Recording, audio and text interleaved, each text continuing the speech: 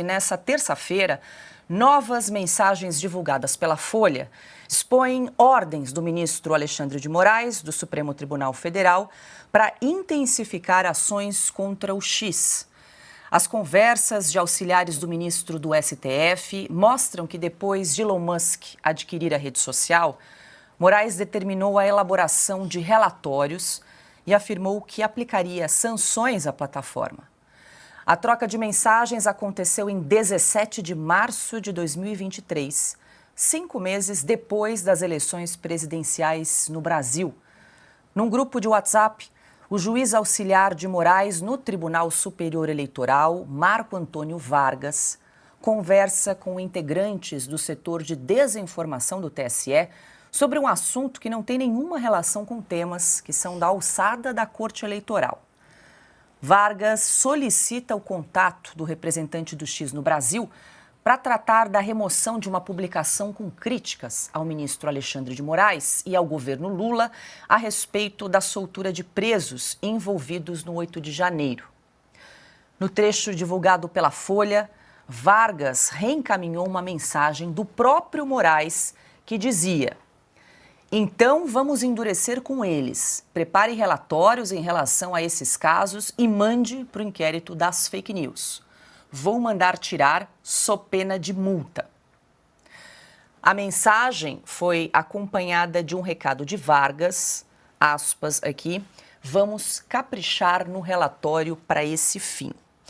Ana, começamos essa rodada com você. Essa é a mais nova reportagem publicada pela Folha de São Paulo, desde que eles começaram a publicar essa série de reportagens, essa troca de mensagens entre assessores do ministro Alexandre de Moraes. E agora, queria só que a gente voltasse na tela para a gente mostrar aqui para quem nos acompanha a troca de mensagens quando o juiz auxiliar do ministro Alexandre de Moraes do TSE, o Marco Antônio Vargas, encaminha uma mensagem escrita pelo ministro Alexandre de Moraes, segundo reportagem da Folha. A gente tem essa tela para a gente exibir aí.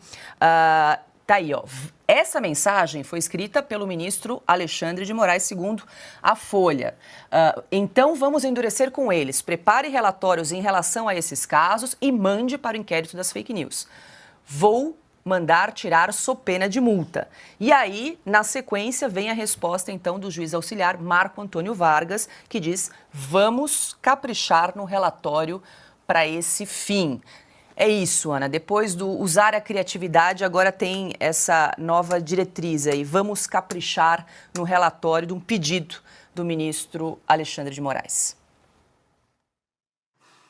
E imagine só, Paula, o que mais vamos encontrar. O retorno aqui está aberto para mim, pessoal, dos outros microfones. Depois vamos usar, use a sua criatividade, como você muito bem disse, Paula. Agora temos o "vamos caprichar no relatório para esse fim." Que fim? Que fim é esse, né?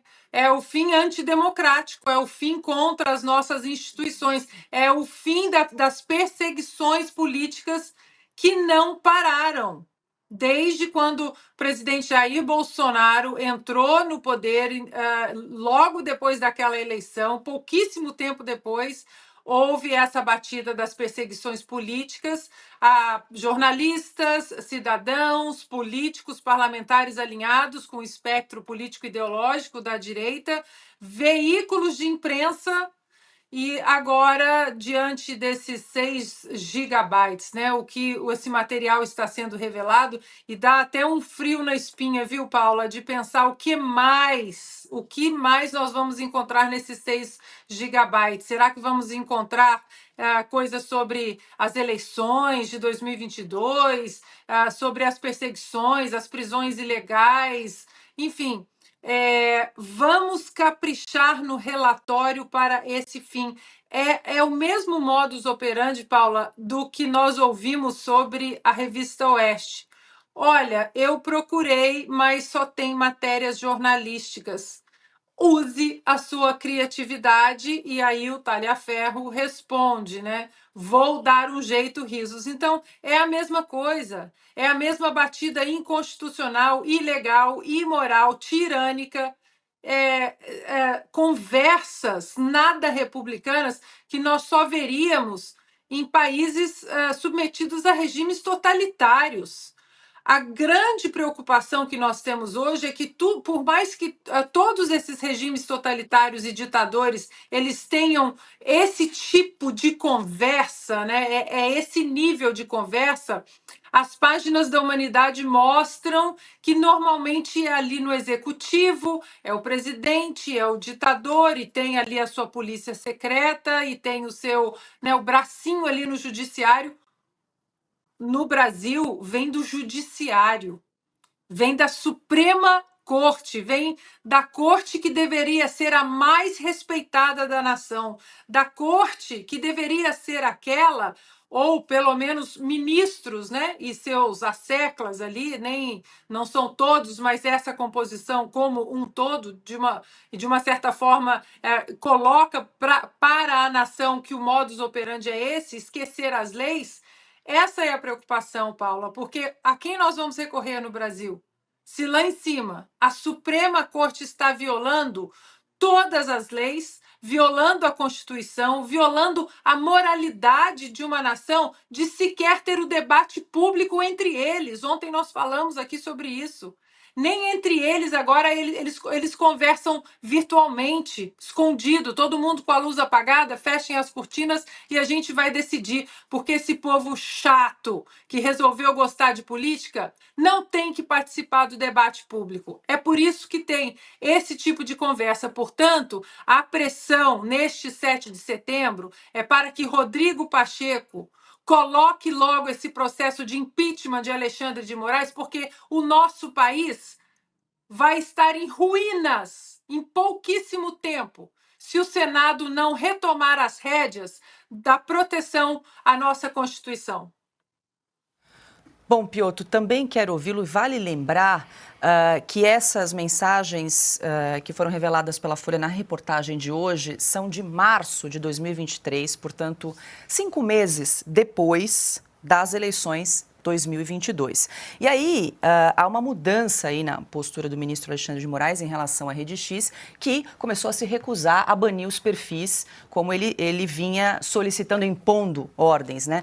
E aqui eu quero trazer, porque a reportagem da Folha mostra que essa mudança e essa virada de chave ocorreu em 17 de março de 2023, depois de uma mensagem que nós, inclusive, enquanto eu trazia a notícia, exibimos na tela, que foi uma mensagem que o juiz auxiliar, o Marco Antônio Vargas, juiz do TSE, encaminhou nesse grupo de WhatsApp, que seria a publicação de uma mulher que comentava a respeito da soltura dos presos pelo 8 de janeiro. Está aí na tela para quem nos acompanha. Aí, ó. Foi o Tribunal Internacional, o Mula, Xandão e esse governo usurpador estão sendo acusados de crime contra a humanidade, prisões ilegais, tortura, campos de concentração, mortes.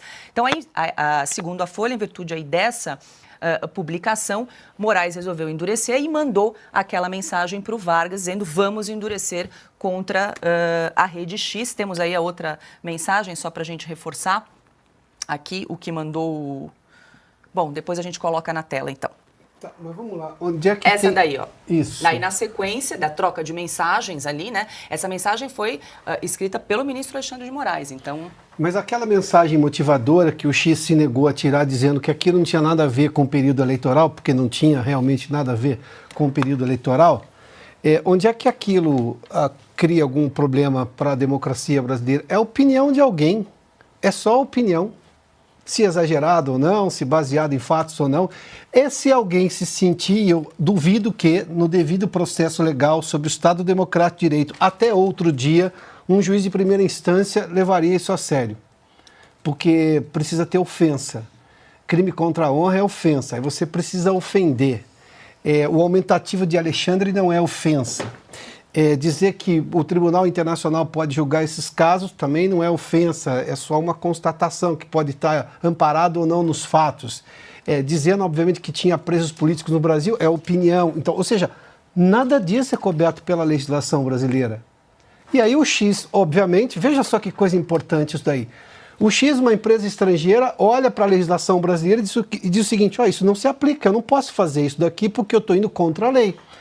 E Ana sempre nos lembra aqui que as empresas americanas têm um compromisso interno no país, nos Estados Unidos, de não, obviamente, afrontar as legislações de outros países onde elas atuam, porque senão elas respondem internamente nos Estados Unidos, onde fica a matriz.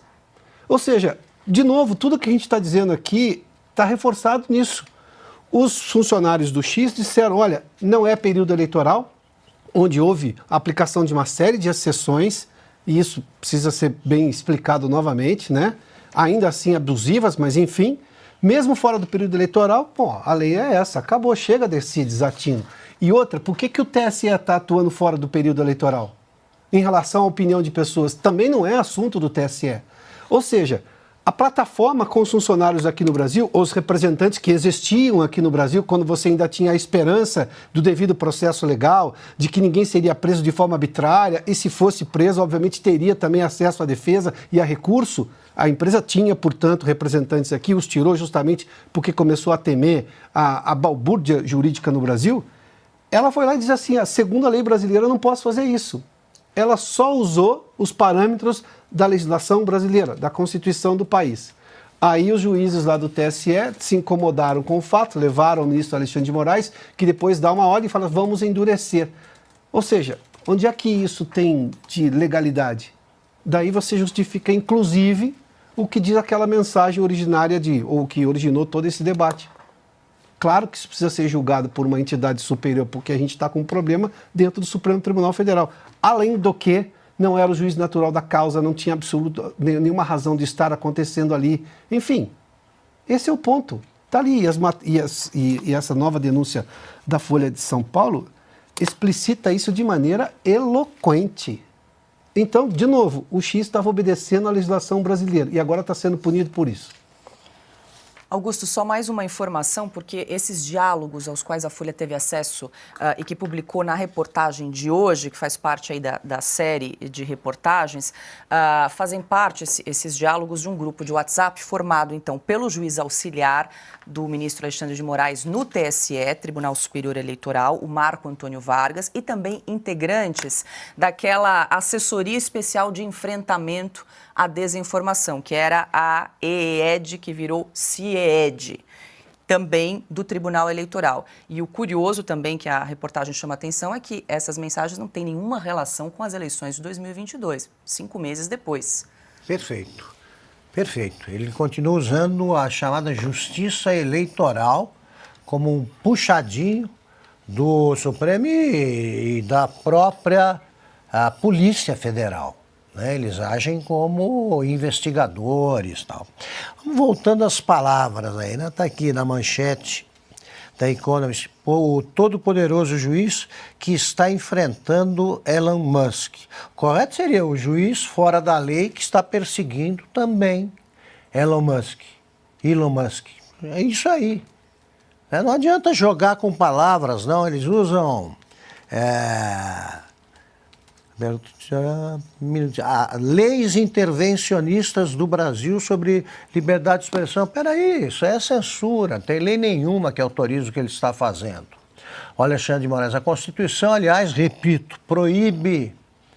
E é o recomeço da série de reportagens do Glenn Greenwald e mostra que lá vem coisa.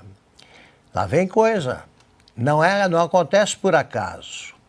E não adianta nada dizer que o Alexandre de Moraes tem um ego gigante, isso é verdade, e muita coragem. Coragem a gente tem para diferentes coisas aí, né? Eu sempre digo que é preciso ter muita coragem para certas demonstrações de covardia. Nesse caso, coragem do quê? Coragem de enfrentar, de rasgar a Constituição diariamente? Eu prefiro tratar isso aí com um caráter temerário, né? É diferente do corajoso. É o temerário, gente que não conhece limites, que isso é uma forma de loucura. De loucura. Coragem é outra coisa. No Brasil, hoje, coragem é dizer que eles estão agindo fora da lei. Né? Eles é que estão agindo de modo temerário. Agora, dizer isso aí, fazer constatações no Brasil hoje, ficou perigoso e tem gente que sente medo, com razão, eu compreendo. Aqui a gente não tem, não estamos fazendo nada de ilegal, a menos que seja considerado ilegal pelo ex-promotor Alexandre de Moraes defender a Constituição e o cumprimento das leis. Só isso.